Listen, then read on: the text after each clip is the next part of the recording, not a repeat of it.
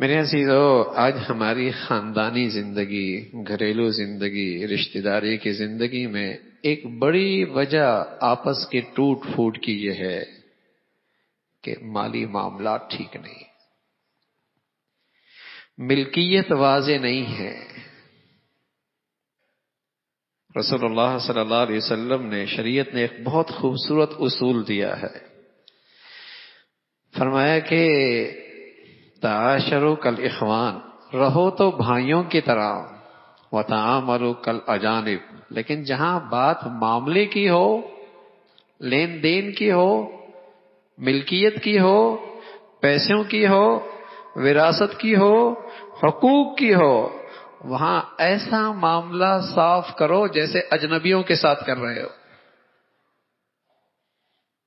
رہو بھائیوں کی طرح۔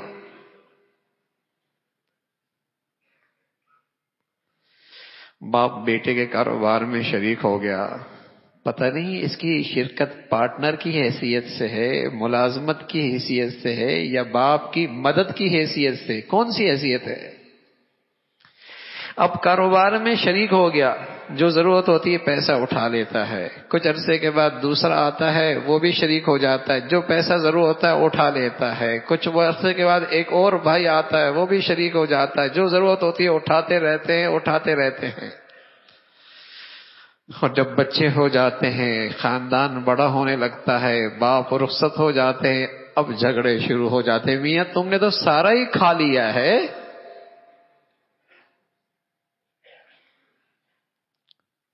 تم نے تو میرا بھی حق کھا لیا۔ اور میرے عزیزو، نماز بھی ہے، روزہ بھی ہے، زکوٰۃ بھی ہے، لیکن معاملات صاف نہیں ہے، پتہ نہیں میں کس کا حق کھا رہا ہوں، حلال بھی کھا رہا ہوں، حرام بھی کھا رہا ہوں۔ اور یہ اس مجمع کی بات کر رہا ہوں جو مجمع جس کی نیت خراب نہیں ہے کہ وہ کسی کا مال کھانا چاہتا ہے، نیت نہیں خراب، کسی کا حق نہیں مارنا چاہتا، کسی کا ناجائز مال نہیں لینا چاہتا، لیکن لا علمی ہے، لا علمی ہے، بے خبری ہے، اہتمام نہیں ہے، بس اوقات حرام کھا رہا ہوتا ہے، کسی اور کا حق کھا رہا ہے۔ اگر ان سے کہہ دیجئے میاں حساب صاف کر لو، کہتے میاں بھائیوں میں بھی کیا حساب ہوتا ہے، میاں حساب سال کا لو، میاں باپ بیٹے میں کیا حساب ہوتا ہے، ابھی تو بڑی محبت کا اظہار ہے، کچھ سالوں کے بعد ایک دوسرے کو دیکھنا بھی نہیں چاہیں گے، ابھی تو بڑی محبت کا اظہار ہے، لیکن کچھ عرصے کے بعد ایک دوسرے کی شکل دیکھنے کے تیار نہیں ہے، ایسے جھگڑے کھڑے ہو گئے کہ ختم ہونے کا نام نہیں ہے۔ باپ نے گھر بنایا، ایک بیٹے نے بھی پیسہ ملا دیا، دوسرے بیٹے نے بھی تھوڑے سے پیسے ملا دیے، اب یہ بیٹے جو گھر میں پیسہ ملا رہے ہیں، باپ کو قرض دے رہے ہیں، باپ کے ساتھ مدد کر رہے ہیں، یا اس گھر میں پارٹنر بن رہے ہیں، کوئی واضح نہیں ہے۔ باپ کا انتقال ہو گیا، اب ایک کہتا ہے میرا پیسہ لگا ہوا ہے، دوسرا کہتا ہے نہیں میرا لگا ہوا ہے، بہن کہتی ہے اس میں تو میرا ہی حق ہے۔ کہاں کھڑے ہیں اب؟ خونے رشتے دشمنیوں میں بدل رہے ہیں۔ اور سبحان اللہ، ہماری شریعت تو اتنی پیاری ہے، سبحان اللہ، جہاں آپس کے رشتوں کے استواری، آپس کی محبت، آپس کا پیار دین کا بہت بڑا حصہ ہے، اس نے ان ساری چیزوں کا تحفظ کیا ہے۔ اور رسول اللہ صلی اللہ علیہ وسلم نے اصول بتایا، تعاشروا کالاخوان، بھائیوں کی طرح رہو، تعاملوا کالاجانب، لیکن جہاں بات معاملے کی ہو، لین دین کی ہو، کاروبار کی ہو، ملکیت کی ہو، حقوق کی ہو، وہ معاملات صاف کر لو۔ بعد میں معاملات اتنے الجھ جاتے ہیں، اتنے الجھ جاتے ہیں کہ بس اوقات حل کرنا ہی مشکل ہو جاتا ہے. سالات سال گزر گئے، وراثت تقسیم نہیں ہو گئی. اب باپ نہیں، بیٹے نہیں، پوتے آ گئے. پوتے آ گئے اور وراثت کی ملکیت، اس کی مالیت کہاں سے کہاں پہنچ گئی، دینے کے لیے کوئی تیار نہیں. کوئی دینے کے لیے تیار نہیں. نماز بھی چل رہی ہے، روزے بھی چل رہے ہیں. میں عرض کر رہا ہوں یہ نہیں کہ نیتیں خراب ہیں. شروع میں نیتیں نہیں خراب ہوتی، کوئی کسی کا حق نہیں مارنا چاہتا. یہ وہ ایک طبقہ وہ ہے نا جس کے نیت ہی خراب ہے، اس کا ٹھکانہ تو، اس کا حال تو بہت ہی برا ہے. میں تو یہ اس طبقے کی بات کر رہا ہوں کہ الحمدللہ ان کے اندر خوف خدا ہے، نیتیں خراب نہیں ہیں، کسی کا حق لینا نہیں چاہتے، کسی کا حق مارنا نہیں چاہتے، کسی کا حق کھانا نہیں چاہتے، لیکن کھا رہے ہیں دوسروں کا حق لا علمی کی وجہ سے. نقصان اٹھا رہے ہیں بے خبری کی وجہ سے.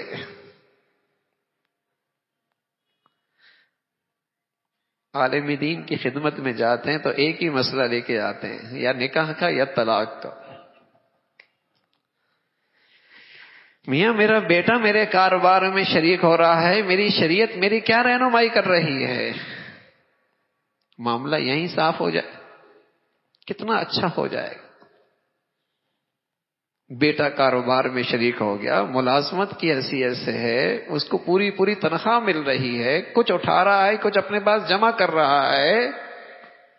دوسرا بیٹا آیا، وہ ملازمت کے لحاظ سے شریک ہو گیا، باپ کا انتقال ہو گیا، سب کے برابر وراثت تقسیم ہوگی. جو پہلے کاروبار میں شریک ہوا اس نے تنخواہ بھی تو اپنی لے لی، اور جو اب تک کاروبار میں شریک نہیں ہوا اس نے تنخواہ بھی نہیں لی، لیکن باپ کی وراثت میں سب شریک ہیں.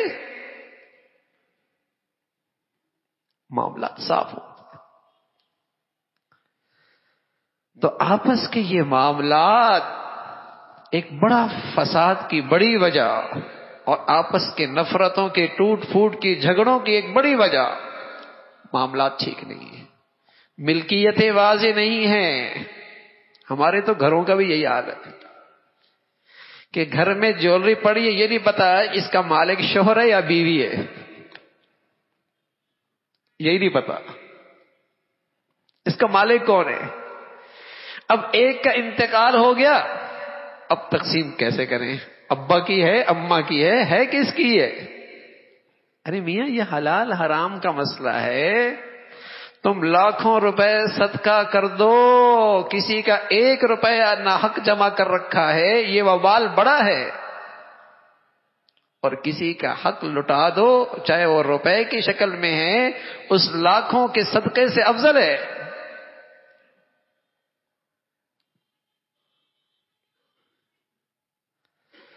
تو معاملات درست ہوں گے، برکتیں ہوں گی، محبتیں رہیں گی، پیار رہے گا، محبتیں رہیں گی، پیار رہے گا. اور یہ بہت بڑا دین ہے کہ آپس کے محبتیں، آپس کا پیار رہے. اور جب معاملات صاف ہوں پھر آپ بھائیوں کے ساتھ رہیں، بھائیوں کی طرح رہیں، ایثار کریں، احسان کریں، ہمدردی کریں، تحائف دیں، تحفے دیں، ہدیے دیں. تحادو تحابو، پھر ہدیے دو گے محبتیں بڑھیں گی. اور اگر یہ معاملات صاف نہ کیے، ہدیے دیتے رہو گے، میاں وہ کہے گا ہدیے بڑے دے رہے ہو، میرا حق نہیں دے رہا بھائی، ہدیے بڑے دے رہا ہے، میرا حق نہیں دے رہا میرا بھائی. تحادو تحابو یہ تب ہوگا. تو معاملات صاف ہوں. اور رسول اللہ صلی اللہ علیہ وسلم نے فرمایا یہ آپس کا جوڑ، یہ آپس کی محبتیں نفلی نماز سے بڑھیا، نفلی روزے سے بڑھیا، نفلی صدقے سے بڑھیا، بہت بڑی عبادت صلاح ذات البین، آپس کا جوڑ. اور آپ علیہ الصلوۃ والسلام فرمان لگے وفساد ذات البین، آپس کا توڑ، ہی الحالقہ، یہ سارا دین صاف کر دے گا. دل ہی صاف نہیں ہے، اس لیے کہ معاملات جو صاف نہیں ہیں، معاملات جو صاف نہیں ہیں، رواجی طور پہ ملاقات بھی ہو رہی ہے، ملنا جلنا بھی ہو رہا ہے، تقریبات میں شریک بھی ہیں، لیکن اندر کا حال بہت برا ہے. اللہ حفاظت فرمائے، اللہ حفاظت فرمائے. رسول اللہ صلی اللہ علیہ وسلم فرمایا کرتے تھے ایک وقت آئے گا اظہر الناس العلم وضيعوا العمل وتحابوا بالالسن وتباغضوا بالقلوب وتقاطعوا الارحام. بہت معلومات ہوں گی، عمل نہیں ہوگا، عمل نہیں ہوگا، کردار نہیں ہوگا. لوگ زبان سے محبتوں کا اظہار کریں گے لیکن دل محبت کی مٹھاس سے خالی ہوں گے. وتقاطع الارحام، سارے رشتے ٹوٹ پھوٹ جائیں گے. وتقاطع الارحام، سارے رشتے ٹوٹ پھوٹ جائیں گے. کیوں ٹوٹا بہن بھائی سے؟ کون کیوں ٹوٹا بھائی بھائی سے؟ یہ کیوں آپس میں رشتے، خونی رشتے کیوں ٹوٹ پھوٹ کا شکار ہیں؟ معاملات میں دین نہیں ہے، معاملات میں شریعت نہیں ہے، معاملات میں اللہ کا دین کا لحاظ نہیں کیا. اگر اسے رکھتے آج برکت بھی ہوتی، رحمت بھی ہوتی، محبتیں بھی ہوتی. برکت بھی ہوتی، رحمت بھی ہوتی، محبتیں بھی ہوتی. آپس میں محبت سے رہتے اور ہر ایک اپنا حق کھا رہا ہوتا. کل اپنے بچوں کے لیے اپنا حق چھوڑ کے جاتا، بس اوقات بہن کا حق چھوڑ کے جا رہا ہوتا ہے، کسی کا اور بھائی کا حق چھوڑ کے جا رہا ہوتا ہے. خود بھی غلط کھایا، اولاد کے لیے بھی غلط چھوڑا. لا حول ولا قوت الا باللہ. تو معاملات کی درستگی میرے عزیزوں، شریعت نے اس کا بڑا اہتمام کیا ہے. بلکہ آپ پورے قرآن پہ نظر رکھیں گے آپ حیران ہوں گے. قرآن کی سب سے بڑی آیت، قرآن کی سب سے بڑی آیت معاملات کے متعلق اتری ہے. اس سے بڑی آیت قرآن میں نہیں. قرآن کی وہ سب سے بڑی آیت معاملات کے لیے اتری ہے. اس لیے کہ معاملات سے معاشرہ جڑتا ہے، خاندان جڑتے ہیں، رشتے جڑتے ہیں.